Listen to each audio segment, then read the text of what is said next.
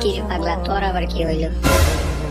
আর বলিস না, ঘরে বসে থাকতে তেপুটকে সালমান সব উঠে উঠেছে। তাইলে চল কোনো দিক থেকে ঘুরে আসি। ঘুরতে যাবি? কোথায় ঘুরতে যাবি? আমিও যাবো তোর সাথে। চল আমরা আসলে সাগর পাড়ে যাই। সাগর পাড়ে যাবি? কোন সাগর পাড়ে? আমি তো কোনো সাগর পাড় যাই না। আরে ওই সাগর পাড় বলছি, আগের বার যে গেছিলাম আমরা অনেক ছাত্র মিলে আমাদের স্যারের সাথে গেছিলাম ওই সাগর পাড়। না না ভাই, সেখানে যাবো না। আমি ঠিক মতো সে জায়গা চিনি না, আর কোনো সময় গেছে না, শুধু একবারই গেছিলাম স্যারদের সাথে। আমি যাবো না, তুই যা। আরে পাগলা, তুই না চিনি কি? আমি তো ঠিকই চিনি সেই জায়গাটা। আমি গেছি না, আমার সবকিছু মনে আছে। তুই কি আমার সাথে দেখিস? যাবো।